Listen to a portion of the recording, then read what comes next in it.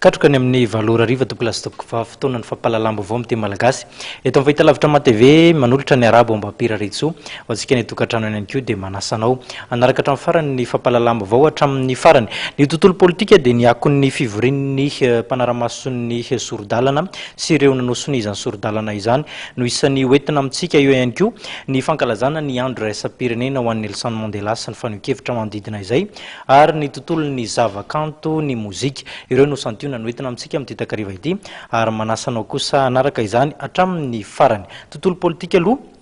voalaza matetika tato zay ny makasika ny fanovana ny mpikambana mandrafitra ny CES tafiditra ao anatin'izany moa ny fivoriana izay niarahan'ny mpanao sonia ny sori-dalana teo ihany koa ny komity mpanara-maso izay sori-dalana izay nisy ny fanapahan-kevitra ny vohitra tao aorian'ny fivoriana ary taka izao izany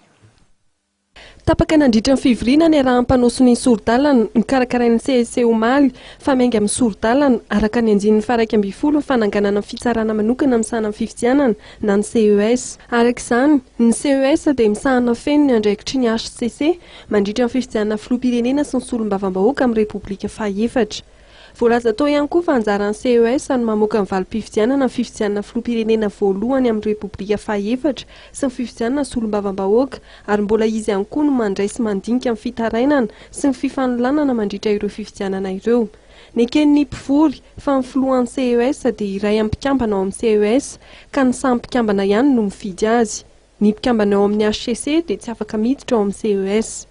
Momba mpikambana ao amin'ny CES indray dia 520 no mandrafitra azy ka ny 9 amin'ireo mpitsara ny roa mpahay-lalàna ny 3 sampandraram-panjakana ny iray avy amin'ny fitantanan-bola 2 mpampianatra avy amin'ny anjerimanontolo novidian'ny mpiara-miasa aminy ary ny 10 farany dia mpahay-lalàna misolo-tena mpanao sonia sori-dalana. Voalaza kosa fa ireo mpikambana tao amin'ny CES teo aloha dia tsy tafiditra amin'ny rafitra vaovao. Raha misy kosa ny fahadisoana natao mpikambana ao amin'ny CES dia nitapahana fa toy ny fomba nanendrena azy no hanoloana azy ary mety tsy afaka isahana ny asa-panjakana intsony izay voasazy satria dia atao petandridrina amin'ny toerana hitam-bahoaka izany.